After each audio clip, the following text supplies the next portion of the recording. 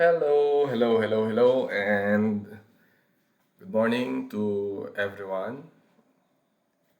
Let's have a recap first. Last time we discussed about quadratic function and how to graph it. Inasadahan na rin natin ng konti yun pong vertex natin. Pero kung mapapansin natin, that is just an introduction. So in this topic, try natin i-compress lahat ng may kinalaman sa quadratic function. Which means medyo ilan yung topic na madidiscuss natin. But even though marami siyang topic, we will try as much as we can to simplify things na maiintindihan natin as long as we want to learn.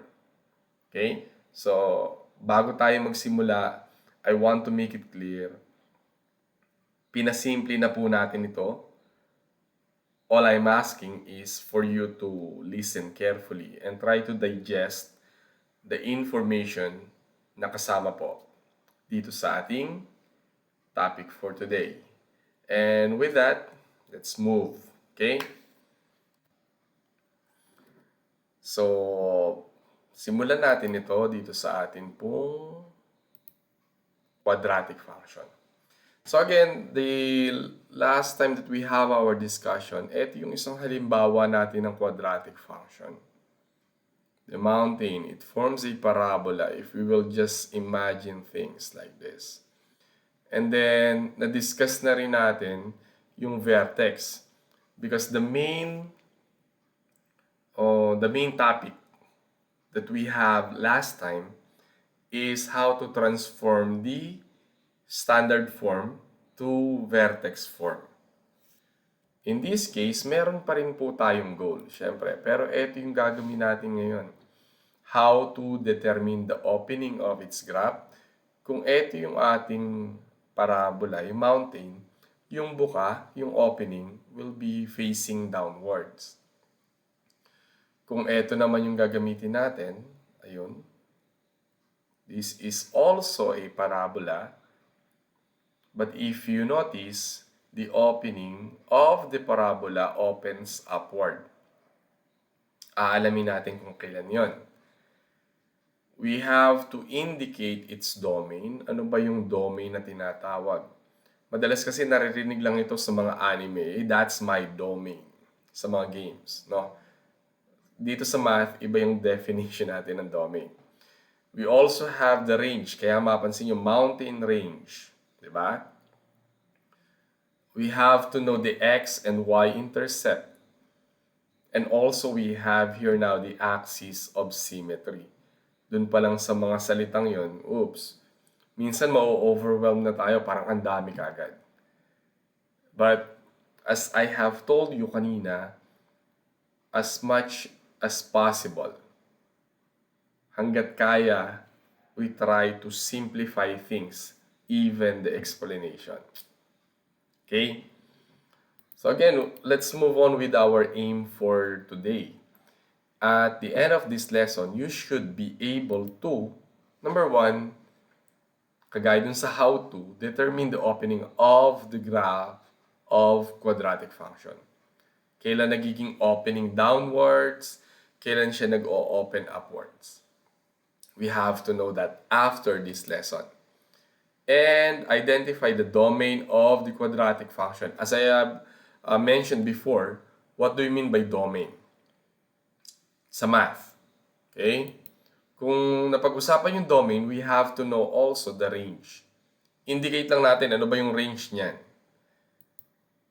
We have to get the axis of symmetry. Ano ba yung axis of symmetry na tinatawag?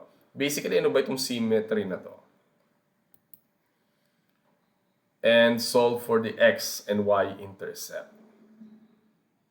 Dun sa pagsosolve natin, minsan dyan nagtatagal. Pero as much as possible, sana maintindihan natin kaagad after this lesson. Samahan nyo kami hanggang dulo. Okay, let's start with the vertex. Now, I have another video na may shortcut to get the vertex. But in this activity, i-transform po muna natin sa vertex form kasi may dahilan kung bakit, no? And I will be discussing it kung bakit kailangan nating i-transform muna. So the given that I have come up with is negative 2x squared plus 16x minus 16. If we will be transferring this or transforming this into the vertex form, grupo natin lahat ng may variable. Ilabas natin yung numerical coefficient ng quadratic term. This will give us negative 2, matitira x squared. Again, kasama po ito sa lalabasan natin ng negative 2. Kaya kung napansin ninyo, positive, naging negative. So yung ating 16, pag pinalabas natin ng negative 2, matitira sa atin, negative 8. For you to remove all the doubts, i-check nyo. Negative 2 times x squared, dapat ito sagot. Which is precisely, yun nga yung nakuha nating sagot. And then, yung negative 2 times negative 8, again, lows natin sa sign numbers. Nag-multiply tayo like number, positive. Like sign, positive yan. So, negative 2 times negative 8, positive 16x. The rest, kopya. Okay? Next step, we have to complete the square. Ayan. Paano nga tayo nagko-complete ng square? We divide it by 2, and then yung sagot, ini-square natin. 16. Para makuha dito, i-multiply natin yung inilabas dito. Which will give us negative 32. Okay? Now, if this will be the given, i-simplify na natin. Ito, sa factored form natin. Dahil perfect square trinomial na siya, square root, sign ng gitna, square root, naka-square. And then dito, negative times negative, doon nakuha yung positive natin dito. Okay? So every time na may dalawang sign na magkatabi, hindi po pwede yun. So what we did, we multiply those two signs na magkatabi at magkasunod. So like sign, pag magkatabi, magiging positive. Kung unlike sign yung magkatabi, dahil imumultiply natin, negative dapat yan. Pero dahil nga po, parehas sila ng sign, positive siya. Let's simplify this further. Na-discuss na naman natin to last time around. So that will give us negative 2 times the square of quantity x minus 4 plus 16. Dito, sir, magkaiba yung sign. We will be combining this. Magkaiba yung sign. We subtract their absolute value. Take the sign of the bigger number. Okay? Which means this is already in our vertex form. At ano yung vertex natin? 4, 16. Ulitin natin, baka may makalimot. Sir, negative 4, di ba ini-equate natin to ng 0? Okay? Kaya nga malalaman natin kung highest or maximum or lowest or minimum point yung vertex, gawa dito. Okay, papaliwanag po natin. So, ito yung sa opening of the graph natin kapag ka naka-vertex form na siya. Dito natin ipapaliwanag. If you notice, ito magde-determine kung maximum or minimum point siya. Etong nasa loob, x minus 4, dahil ito ay naka-square, kahit anong value nito, pag i-multiply mo sa sarili, always positive. Okay? So, halimbawa, sir, ito ay 2. 2 minus 4, negative 2. Pag in-square mo yung negative 2, which means negative 2 times negative 2, positive 4 na siya. At kung positive 4 ito, plus 16, 20. Nadadagdagan. Okay? So kung positive ito, always positive, ito ang minimum point. Okay? Ang sinasabi po natin dito, itong nasa loob pa lang, yung naka-square. Now, in this case, meron tayo ditong negative 2. Isama natin. Ayan. Yung always positive natin na ito, imumultiply sa labas na may negative. So kahit anong mangyari, always negative yan. So yung value dito sa kabila, magiging negative. Halimbawa, negative 2 plus 16 plus 14 ang sagot, positive 14. Nabawasan dito. Sa makatwid, ito ang magsisilbing maximum point. Okay? I know, maraming nalilito pa. Paliwanag ulit natin. Let's say for example, ito yung given natin. This is actually the graph of this given. The vertex is positive 4, 16. Ayun. Okay? Dahil nga po negative, ito, pababa. Okay. Ayun. Now, binilugan ko dito yung A, yung value ng A. Look at this. This A, this one, dictates if the graph will open upward or downward. Ito pala yung nagdidikta kung yung graph na mabubuo natin will be opening downward or upward. Okay. When A is negative, ayan, in this case negative yan, the graph often opens downward and the vertex is at the maximum point. Ayun yung vertex natin, pinakamataas. Kasi opening downward, pababa na siya. Ayan. Pero, halimbawa, if A is positive, the graph opens upward and the vertex is at the minimum point. Kasi papunta na dito yung opening eh. Sa makatwid, yung vertex natin, siya naman yung minimum point. Now, I'm going to make this a lot easier for us to understand. Dahil nasa digital age tayo, subukan lang po muna natin. Kung mapansin nyo, sa emoji na ginagamit natin, this one, this is like a smiling face, nakangiti. And this one feels like or seems like a frowning face, nakasimangot, malungkot. Okay? Now, if we will be incorporating yung nararamdaman dito, kailan ka ba masaya? Kapag magaganda yung nangyayari. Which means positive yung A. Okay? Kailan ka naman malungkot or feeling down? Pag lahat ng nangyayari, negative. Okay? Which means, yung value or yung sign ng A natin dito will dictate kung magiging masaya ka or malungkot. Again, kung ito'y positive, nakangiti. Positive lahat yung nangyayari sa buhay mo. Okay? Kung negative, lahat ng plano mo walang nangyari, negative lahat, you're being depressed, no? Stressed, malungkot, opens downward. Okay? So I hope I'm making sense here and you're learning something here. Kung paano malalaman kagad kung opening downward or upward. Eh sir, halimbawa wala pa sa ating, what do you call this one? Vertex form. Balikan natin. Ito yung original given. See this one? Look at the quadratic term. Kung ano yung numerical coefficient dito, tingnan nyo palagi yung sign. So without even transforming it, pwede mo nang ma-determine kung opening downward or upward. Sir, negative. Uy, sad. Opening downward, matik.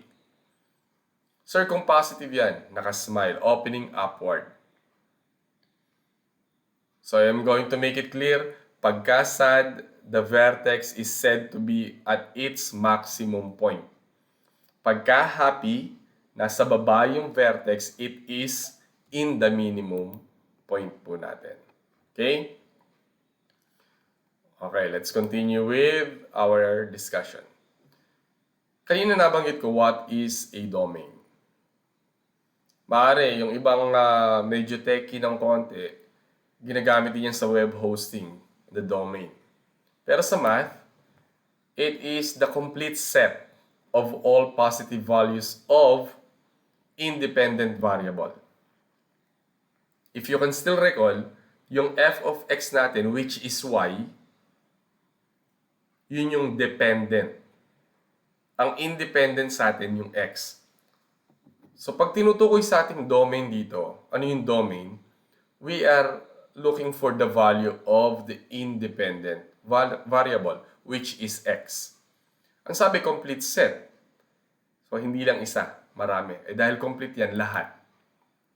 Ayan o.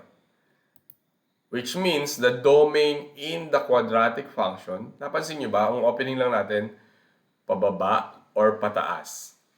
At yung opening natin, papabuka yan habang nalayo. Kaya ang sabi, the domain in the quadratic function is always the set of all real numbers. Sir, pwede ko bang lahatin? Negative infinity to positive infinity? Pwede, kaya lang. Ito na, set of all real numbers. Ayun, x natin. So, pag may nagtanong, as long as quadratic function is involved, what is the domain? Sagot agad. Without even thinking, the domain is the set of all real numbers. Okay? Ulit, baka malimutan natin. Every time po na may magtanong, ano yung domain natin, quadratic function ang pinag-uusapan, it is the set of all real numbers. Okay? So, I hope naintindihan na kaagad po natin yan. Next, let's try to find out what do we mean by range. Ano ba yung tinatawag nating range? Okay? Yung domain kanina, ito yung x. At lahat ng value natin, all real numbers, set of all real numbers. Ngayon yung range, ito naman yung sa dependent. So the complete set, isa pa rin siyang set of possible values of dependent variable. So, ano nga yung dependent natin variable? That is y. Kaya lang, unlike dun sa x, na lahat madadaanan, sa y natin, di ba may opening tayo? Upward or downward opening. Which means, hindi lahat madadaanan. So the range in the quadratic function depends on the opening of the graph. Saan ba nabuka? Halimbawa, this will be our given graph. Ito ang pabuka. Ito yung kanina 16. Ano yung susunod nating range? Pababa na, hindi na pataas, di ba? Sa makatwid, using this figure at the left, if the graph opens downward, the range is, eto na nga yun, the set of y such that y is less than or equal to 16. Mas mababa eh. Pero mula 16 pababa, siya yung range ng y natin. Kaya nga di ba ang tawag, mountain range, mula sa tuktok, pababa yung sukat nun. Hindi mula sa tuktok pataas pa. Okay? So mula sa tuktok pababa, ito less than 16. Now, supposing if we have here now the graph that opens upward. Halimbawa, ayan. Still, yun pa rin yung ating vertex. Coming from the vertex. Then, the range that we will be having is the set of y such that y is greater than or equal to 16. So, napansin? Ang panggagalingan lahat, vertex. Okay? Vertex na value ng y sa vertex. It's either less than or equal o kaya naman greater than or equal to dun sa value. Kaya nga sinimulan natin sa paghanap ng vertex eh. Kasi dun tayo magsisimula ng dun na magsasanga lahat ng kailangan nating malaman. Okay. So kung yung atin pong range ay nanggagaling po dun sa mismong vertex. Kasi kung mapansin nyo, yung domain, set of all real numbers. Yung range natin, nanggagaling dun sa vertex na y. Ano naman yung ating function para sa vertex na x? What is the axis of symmetry? Ito yun, a line that divides the parabola into two equal parts. Pag sinabi nating symmetrical, equal. Halimbawa, if you cut your face dito or your body sa gitna, kung ano yung makikita mo sa right side, yun din yung makikita mo sa left side. Okay? Ang madalas kasing in-example sa atin dyan, yung leaves na kapag meron sa kabila sa meron din katumbas sa kabila. Na mirror image siya kapag ka nag-fold ka. So, halimbawa, nakatayo dito, mirror image nung nandito yung nasa kabila. Parehas na may makukuha. Ano po? So, dito ang sabi, it is the line that divides the parabola into two equal parts. Halimbawa, ito yung parabola. Paano ba dating nahahatian yan para meron silang equal parts? Papaganto ba? Equal ba itong side na to dun sa side na to? I would want to reiterate, this will be continuous value yung x natin papalayo. Which means, etong part na to, fixed na siya. Pero ito, lalaki pa. So, hindi sila equal. Mali yan. Mali yung pagkakahati. So, paano yung hati natin? Kung papaganto, habang nahaba ba ito sa kabila, pag humaba, mirror image pa rin. So, this one is correct. If we will be analyzing this line, dumadaan siya dun sa ating vertex. Kaya, ang atin pong axis of symmetry is a vertical line that passes through the vertex. Ayun. Yung vertex natin, kung mapapansin natin, idiniretso ko sa 4 nung x. Tanda pa natin yung ating vertex dito. 4 and 16. Yung 16 sa range, eto naman 4. Ito yung kumakatawan sa ating axis of symmetry. It is represented by the equation x is equal to h.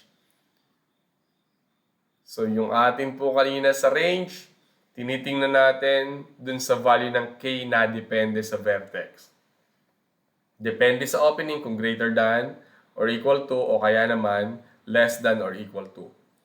Pagdating naman po sa axis of symmetry, na depende siya sa h natin. So, supposing this is our axis of symmetry and we are asked what is the equation of the axis of symmetry, our answer will be x equals 16. So kung papansinin natin, tignan ulit natin yung vertex, dun palang makikita na natin. Una, ano yung range? Pangalawa, ano yung axis of symmetry? Nilagyan mo lang ng x equals, tapos kinopya mo na yung h natin, you have here now a correct answer. Ganun lang po kasimple. Okay? Let's move on to how to solve x-intercept. Ano ba yung tinatawag nating x-intercept? X-intercept is the value of y, x-intercept is the value of x when y equals 0. Okay? Subukan natin. Let's have an example. This is our given. X-intercept, value ng y, 0. So, if y is equal to 0, yung x natin, isolve natin. We can use any of the 4 methods as long as it is applicable. Okay po? Now, sa pagsasolve dito, mas mahirap kasi may mga number. And since we are only going to solve for the value of x, since this is already a quadratic equation, pagdating dito, kung equal siya sa 0, we can remove this negative 3, 12, at saka 15. They are all divisible by negative 3. para mas mapaliit. Sa math, mas malaki yung number, mas nagkakaroon ng problema, mas tinatamad mag-solve. Okay, ang matitira dyan, x squared. Sa kabila, ang matitira, negative 4. So, positive times negative 4, that will give you negative 4x. Next, 15 divided by negative 3. That will give you negative 5. So, positive, negative 5. If we will be multiplying these two, ang sagot, negative 5 pa rin. And 0, kahit anong i-divide mo pa dyan, 0 pa rin.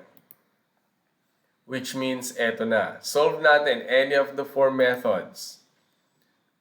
Of course, the first thing that I'm looking pagdating po sa pagsusolve is if factoring is applicable. Kasi mas komportable ako. Pero yung ibang ginagawa, quadratic formula agad. Kasi sa lahat pwede siyang i-apply. Kahit hindi eksakto, pwede siyang i-apply. So that will also do. That is also cool. That is also good. Okay? So factors ng 5 na pag sinubtract ay 4, 5 and 1. Dahil negative, magkaiba yung sign. Yung negative, yung mas malaki yung value. Equate this to 0. Parehas to get the value of x. So yung isa, negative 1. Yung isa, 5. Now, we are looking for the x-intercept. So, kung x-intercept po yan, ang y, 0. So, ordered pair pa rin, negative 1 and 0, and 5 and 0. Ito ang x-intercept natin. So, 2 points kaagad tayo kung yan yung tinama. Okay? Sir, paano pag mali yung isa? Di mali na. Pero pag tinama mo, 2 points kaagad, automatic. So, paano nga kukunin? I-set mo ng 0 yung y and then solve. Factoring. Sir, hindi kaya ng factoring. I'm advising you to go directly to quadratic formula. Kasi applicable siya sa lahat. Okay? Now, what about the y-intercept? Kung yung x-intercept is the value of x when y equals 0, if we will be talking about the y-intercept, yung kabaliktaran, alin naman yung 0? Yung x naman.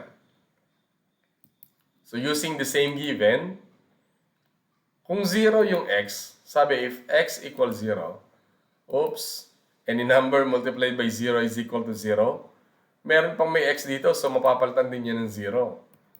0 pa rin. Andun na lang ang natira. 15. Okay? Now, if we will be looking for the x or the y-intercept, should I say, at given sa atin, kahit po yan ay vertex form or standard form. Pero mas madali sa standard form. Yung natitira, yun na kaagad yung y-intercept natin. Sa vertex form kasi expand mo pa eh. May i-add ka pa or may sasubtract ka. So in this case, kapag naka-standard form na siya, yung walang variable na x, yun na yung y-intercept natin. Now again, we are talking about the y-intercept. So hindi dito natatapos yung sagot mo. You have to have the ordered pair, the coordinates of points. So value ng x ay 0 kasi nga y-intercept. 15 yung value natin ng y. So kung ang sagot mo ay ito lang, mali. Pag tinanong y-intercept, sir, y equals 15, mali. You have to give me the coordinates of points. Okay po? So 0 and 15. Okay, things to ponder dito. Kasi na-discuss na natin dun sa x at saka yung sa y-intercept. Kaya lang may dapat kayo malaman sa x-intercept. There can be none, 1, or 2 x-intercepts in quadratic function. Pakita ko na mamaya ng konti. No? Pero tatandaan nyo, may 3 senaryo kung saan po pwedeng magkaroon tayo ng x-intercept. Yung isa, walang x-intercept. Pangalawa, iisa ang x-intercept. At yung pangatlo, dalawa yung x-intercept natin. Paano yung y-intercept natin? Okay, ito muna. Ito yung graph natin. Pansin natin, nakaangat siya dun sa x-axis. Meron bang nag-meet siya sa x-axis yung graph? Wala. Which means, ang x-intercept dito, 0. Kung gagamitan po ninyo ito ng quadratic formula, yung discriminant natin, negative. So pag nangyari yon, hindi siya dadaan sa x-axis. Kung ito yung vertex at pababa yan, meron yan. Pero dahil pataas, none. No x-intercept. Yung pangalawa natin, kung napansin natin dito, nasa origin. Isang beses lang siyang nag-touch ng x-axis. So, iisa ang x-intercept natin. Kahit na i-move mo pa siya papunta sa kanan o sa kaliwa, as long na yung vertex natin ay naglay sa x-axis, isa lang ang x-intercept niya, yung vertex lang. And then, ito yung sinasabi natin, kapag ito yung vertex and dumaan yung parabola sa x-axis, dalawa yung x-intercept natin. In this case, ito, negative 1, 0, at itong kabila, 3, 0. These are the x-intercepts. Okay? So, ulitin ko merong wala, merong x-intercept na wala talaga, para mali yung construction ko. Meron tayong quadratic function na walang x-intercept. I think that will be a better one. Meron tayong x-intercept na iisa lang. Kailan yun? Kapag yung vertex ang nag-touch sa x-axis, yung nakahiga, horizontal. At meron tayong dalawang x-intercepts kapag yung vertex natin ay wala sa x-axis at nag-pass through yung ating pong parabola sa x-axis. Dalawa yan. Okay? Now, balikan ko yung sinasabi ko kanina, how about the y-intercept? Lahat yan, dahil bubuka yan, isang beses lang tayo magkakaroon ng y-intercept. Kung napansin natin, ito lang. In this case, just 0 lang. Wala nang pagkakataong dumaan pa sa y-intercept yung iba. In this case na yun, negative 3. So the y-intercept here is 0, negative 3. Dito, the y-intercept is 0, 0. Ito, ang y-intercept natin, 0 and positive 1. So in one way or the other, 1 ba o 5 yan? Ayan. In one way or the other, isa lang po yung ating y-intercept. Ang x-intercept, pwedeng 0, pwedeng wala, none, isa, o kaya dalawa. Okay po? So, I hope you learned something from this topic. Sana mas mabilis po nating na masagutan yung ibang task po natin. If there are some problems, please paki-inform lang po kami so we can assist you. As I have promised, we try to simplify things, even the explanation, para po magamit natin at ma-accumulate natin yung knowledge po natin. So again, keep on learning, guys. I hope you learned something. This is your Sir Ian saying keep on learning and God bless. Good night, guys.